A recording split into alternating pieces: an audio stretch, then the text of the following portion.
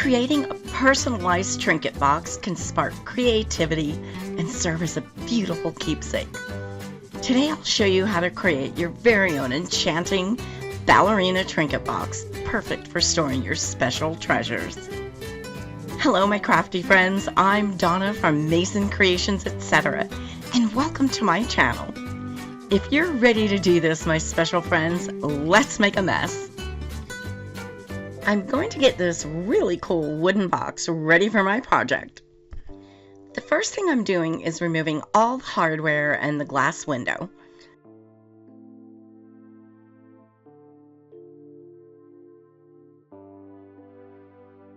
I'm also giving it a light sanding and wiping off all the dust. My crafty friends Frock B from Hamburg, Germany, Guardian Angel, and Patricia L. all requested a ballerina trinket box. Patricia asked for it to be lined in satin. Here you go, ladies, this video is for you. I'm going to give the entire box a base coat of white paint. I'm using Dixie Belle chalk paint in the color cotton, which is white. This and all the products you're going to see me use today came from decoupagenapkins.com, my wonderful sponsors. I'm going to place a rice paper image under the glass in the lid of the box. I'm removing the image I'm going to use with a water brush so I can easily separate the images. A water brush has a cartridge that you fill with water and then brush it on the napkin or rice paper. The water dispenses easily, so this is really convenient. You can find this in my description box below in my favorite tools section, just in case you want to check it out. I painted the little board that was under the window white. Make sure you always paint white or a very light off-white wherever you're going to decoupage rice paper or a napkin. White allows the colors in your images to look more vibrant. Dark colors will make your images look dark and muddy. I'm using Polyvine's Decorator's Varnish as my decoupage adhesive today. You can use this product as a varnish and an adhesive. All the Polyvine formulas can double as a decoupage adhesive. It works so much better than the most popular brand of decoupage glue. It's not a glue, so it doesn't go on thick and lumpy.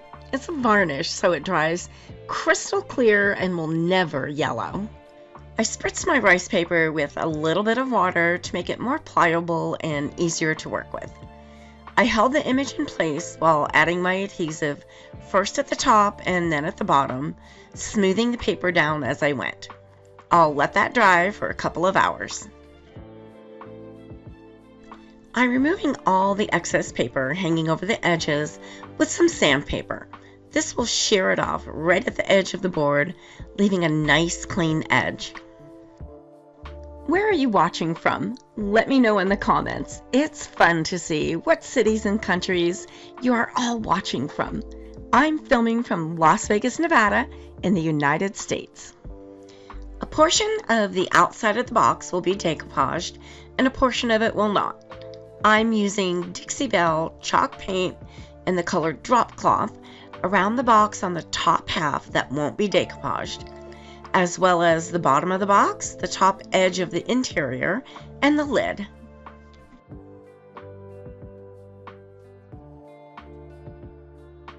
I'm sure you guys have noticed that I use a lot of Dixie Belle and Pentart paints.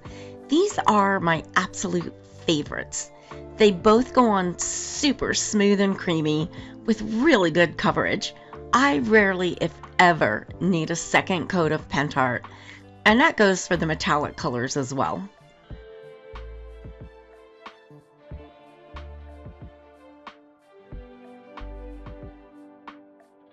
I'm cutting some 1.5-inch strips of rice paper that will be decoupaged to the outside of the box around the bottom. I just love this rice paper. It looks like a bunch of music papers. This should go perfect with my ballerina theme. I'm decoupaging those strips around the bottom outside edge of the box. I'm using Decorator's Varnish as I did on the other paper. I did the front and back of the box and let it dry for a couple of hours so I could sand off the excess paper. Once I did that, I moved to the sides of the box. Let that dry and carefully sanded off the excess paper. DecoupageNapkins.com has such a great selection of napkins that you can purchase one at a time. They carry many other craft supplies such as rice paper, paint, clay, molds, and a great selection of polyvine products. Over 9,000 products and growing. They are wonderful to work with and will send your order out fast. You'll receive free shipping on orders over $75 and special bonus points for orders over $100. Subscribe to their newsletter by entering your email address and you'll receive 10% off your next order. They are truly your one-stop shop for craft supplies. Make sure you check them out. I'll be leaving links for all the products I use in my description box below. I'm going to add a crackle finish to this entire box to make it look old and vintage. I'm using Pentart's Fine Line Crackle Varnish. It's a two-part system and I'm brushing on component number 1. I'll let that dry for about an hour or so until it's clear.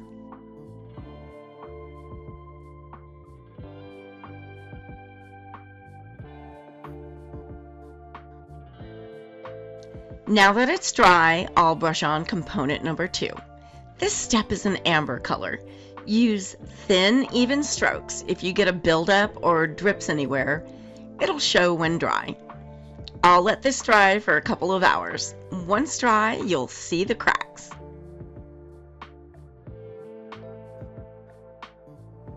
I have some amazing cracks now, and I'm going to add some antiquing so you can see them. I'm using Pentart Antique Paste. It's solvent-based, so it's safe to put over fine line crackle. I'm rubbing it into all the cracks and then wiping it off with a soft, dry cloth. Make sure you do not use a wet wipe.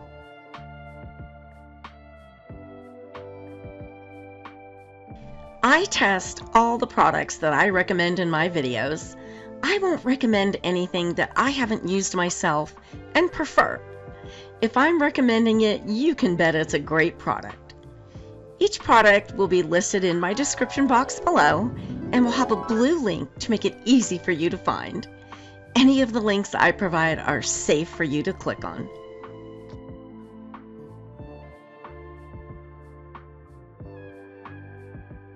I let the antique paste dry for a couple of hours. Then I gave it a coat of Pentart's solvent-based varnish in a glossy finish to protect it. Please note that you can only give this one coat of the clear varnish, which is really all you need. It's very shiny and looks like porcelain. Additional layers will crack. I'll let this dry for several hours. Also, please note that you cannot use any water-based varnishes over the fine line crackle. It will ruin your crackle finish. This particular crackle is very moisture sensitive. Projects with this finish should not be kept near a water source. The best way to clean your brush after using the Pentart solvent-based varnish is with good old-fashioned turpentine. I've tried other solvents, but turpentine works the best.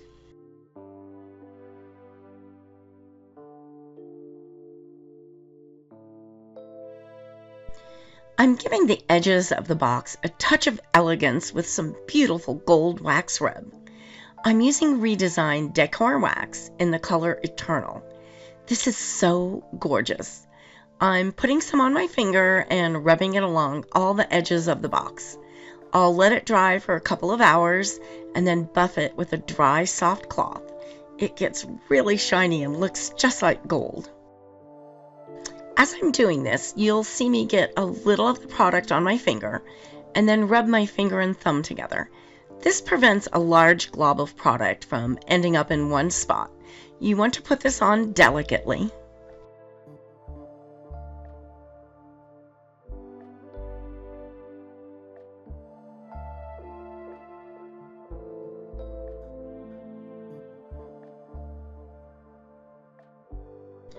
I put the glass in the frame of the lid and then added my decoupage picture behind it.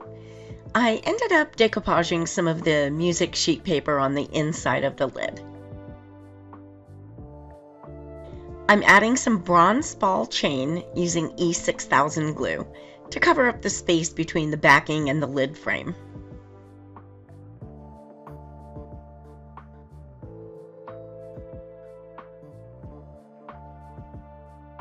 If you're enjoying this video, please let me know by hitting that like button. And why not share this with a friend? Thanks for doing that. You won't want to miss any of the new projects coming up, so don't forget to subscribe. I'm going to use some antiquing wax in the color Soot. This will add some depth between the picture and the frame. It'll give an even more aged appearance. I'm putting this on with a small brush because I want to get into the crack between the picture and the frame. After I get some on the brush, I'm removing some of it onto a paper towel so I don't get any large globs where I don't want it. I'm putting it on and then wiping off any excess with a soft, dry cloth.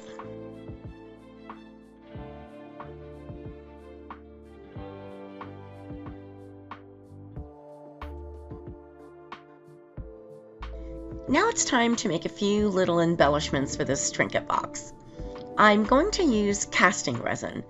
This isn't like epoxy resin at all. This one sets up white and is ready for use in 10 minutes. Epoxy resin is clear and takes at least 24 hours to set up.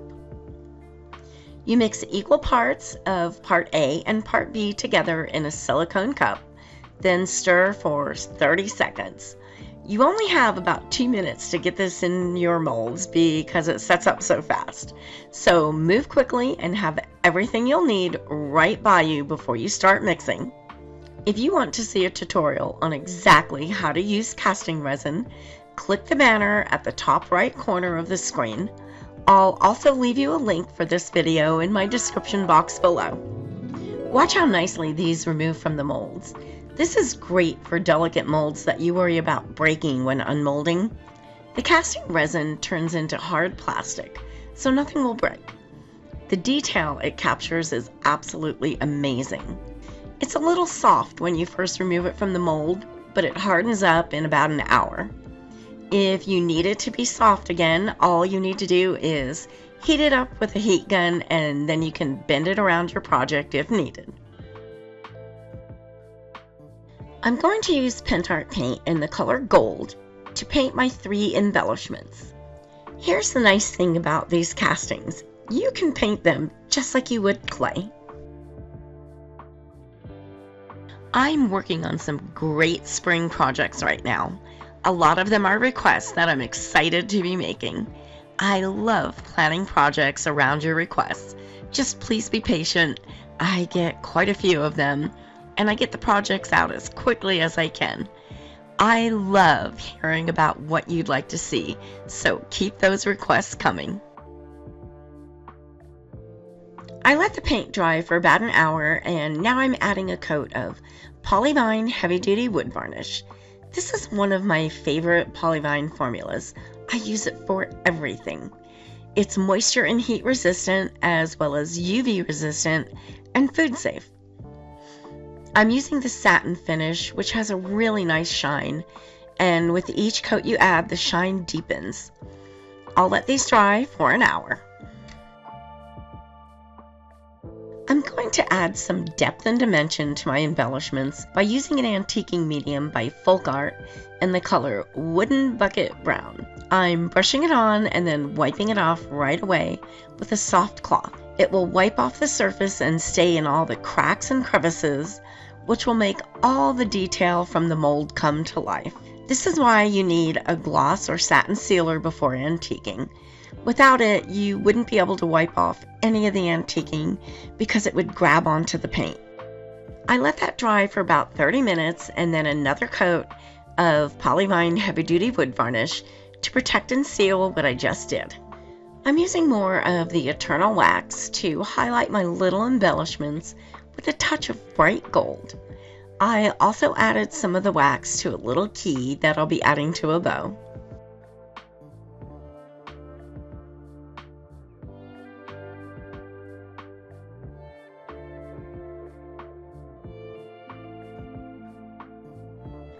I let the wax dry for a couple of hours and then buffed it to a beautiful shine. I've had this really pretty gold metallic trim in my stash for literally years. I'm going to add this around the outside of the box, but it's just too bright, so I'm going to add some antiquing to the trim as well. I'm doing the same thing, brushing it on and wiping it off right away, and I'll let that dry for a couple of hours.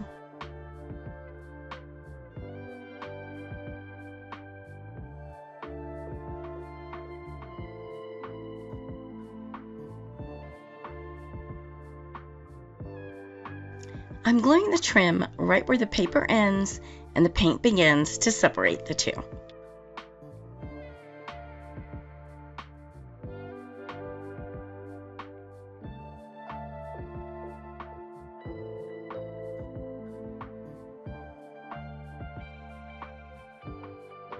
I'm also adding some of the bronze ball chain at the bottom of the box in that little crevice. I'm using Eileen's glue pen. This is great when you need a really fine line of glue.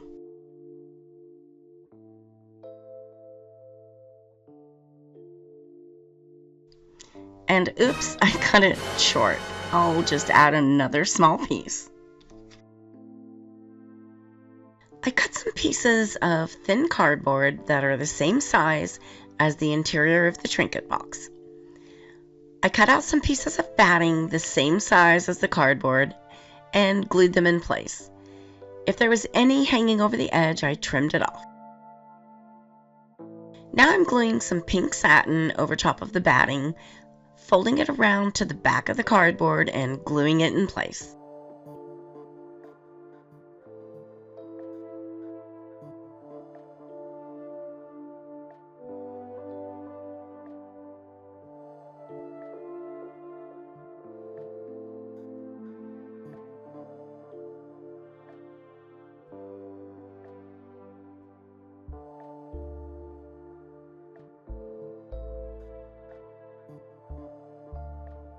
Now I'm going to glue all my pink puffy pieces inside the trinket box.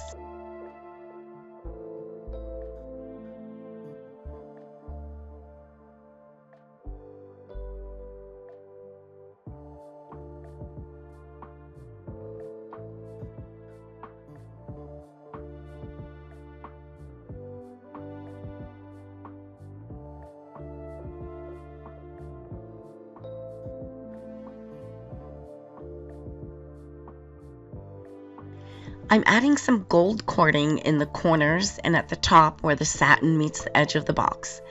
I wanted to make sure to hide that little bit of a gap between the pink satin and the edge.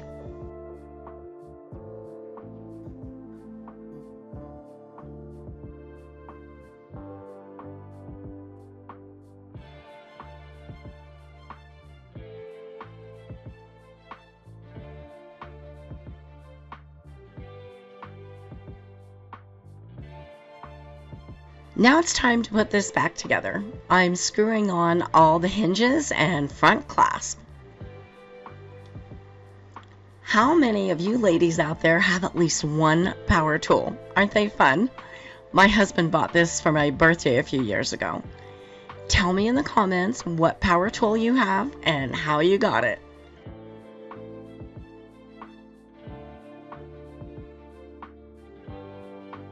The hinges and front clasp are all in silver, and this box kind of has a gold tone theme going on here, so I'm going to fix that. I'm using the Eternal Wax again on all the silver hardware.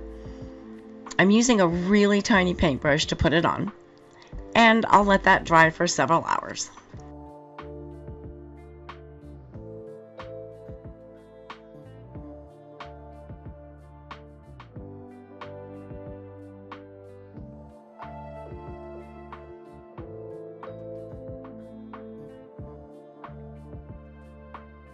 I added some of that gorgeous gold wax to the ball chain as well.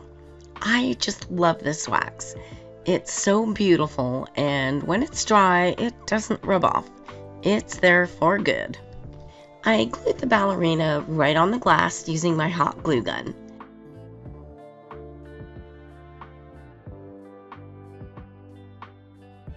And I glued the ballet shoes on the frame using E6000. Since the box is really shiny, I wanted to make sure I used a glue with a really good hold. Don't forget, all of the wonderful products I'm using today can be found at my favorite place for craft supplies, decoupagenapkins.com, and I'll leave you links in my description box below. And I glued the heart front and center just under the clasp. I hung that beautiful little key from the center of the bow and glued that just above the clasp on the front of the box.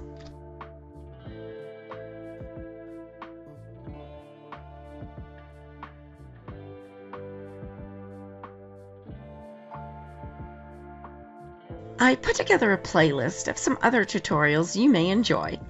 Click the picture on the right to be taken directly to that playlist. I'm so happy you were here with me today, and thanks so much for watching. I can't wait to see you all next week. I'm working on a new project with you in mind. You can subscribe by clicking my picture in the top right corner.